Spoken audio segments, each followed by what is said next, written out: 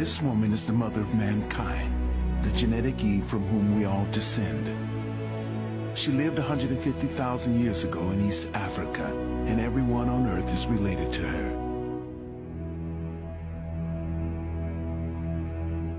Her daughters and granddaughters will take modern humans out of Africa to populate the rest of the world, the most incredible and important journey mankind will ever make.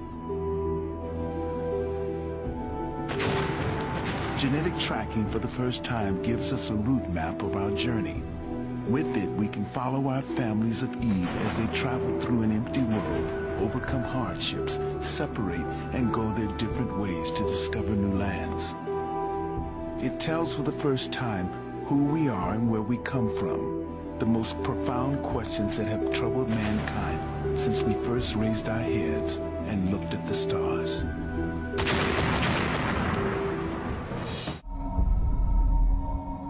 This new science is a breakthrough. Every one of us can now trace our part in this incredible story. We took samples from these people in Chicago. Our genetic testing will show them how their ancestors traveled the world to reach this destination.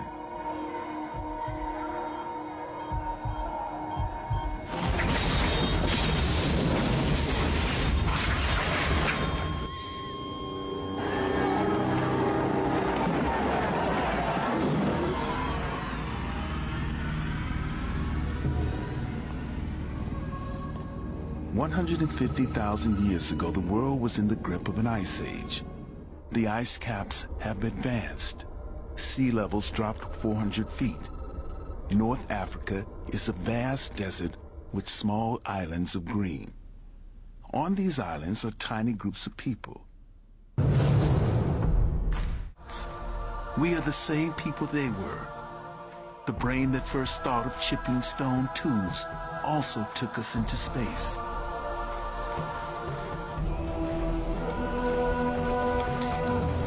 They are hunter-gatherers, living in widely scattered groups, roaming each year over great distances, sheltering where they can, gathering seeds and fruit.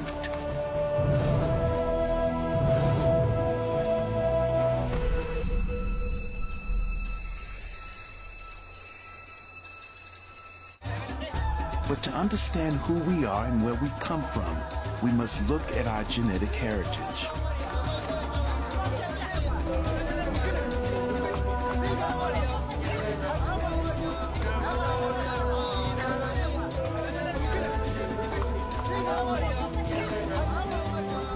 Genetic Eve, the woman from whom we all descend, was not the only woman living at the time, or even the most fertile, but her mitochondrial genes were the most successful and the only ones to survive.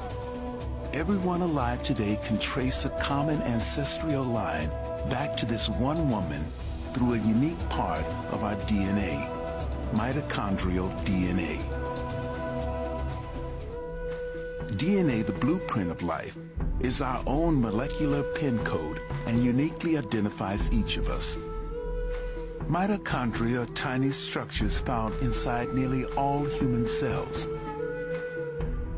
It is separate from the normal chromosomal DNA that dictates our height or the color of our eyes. Men inherit it from their mother, but they can't pass it on. In women, it carries on from mother to daughter, down the endless generation almost unchanged. And this is how we can trace our way back to our genetic Eve and her daughters. So written within it is the history of the world's women, and therefore the human race. Professor Rebecca Kahn was the pioneering scientist who uncovered the first all-important clue. I started working on human mitochondrial DNA so that I would have some kind of view that was objective, that would help me understand and help other people understand how humans around the world were related. With this new science, she could. Harmless mutation happens all the time in some part of the mitochondrial DNA, leaving minute markers at every change.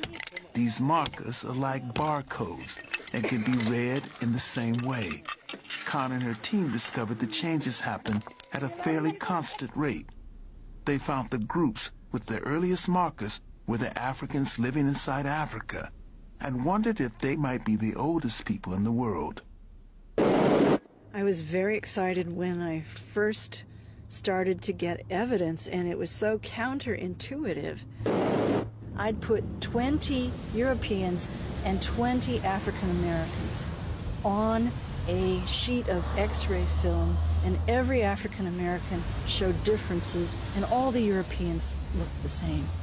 As we got more samples from different areas, I realized that it was a difference in the pattern, and that this whole new type of evidence based on mitochondria was going to change the way we thought about modern humans.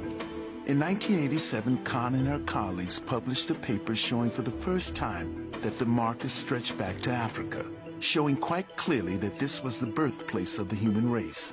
New Guinean tribesman, Parisian bartender, American teacher, Polynesian farmer, all were improbable relatives linked through one black woman 150,000 years ago. Their findings caused a sensation. The responses of people were sort of amazing. The public was genuinely interested in certain aspects of it, but there was a tendency to misinterpret the data because of the terminology used to describe this woman, African Eve. And people thought it meant the biblical Eve, the single woman in the Judeo-Christian Bible, the wife of Adam. Her work is rewriting human history. Through it, we now know the first mutations took place in Africa, maybe 150,000 years ago, and belonged to our genetic Eve. Professor Christopher Stringer, Britain's leading paleoanthropologist, was involved in the dating of the earliest modern human skulls.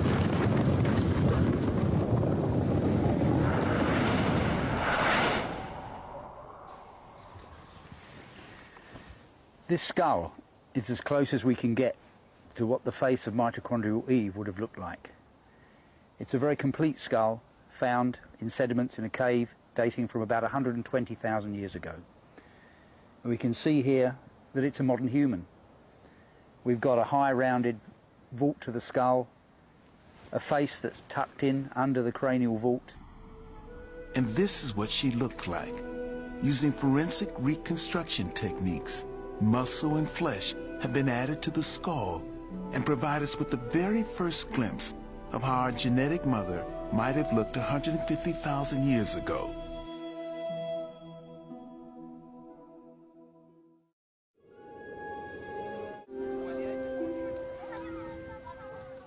This is our new Eve, our new family, direct descendants of the daughters of original genetic Eve now living on the coast, surviving on the harvest of the sea.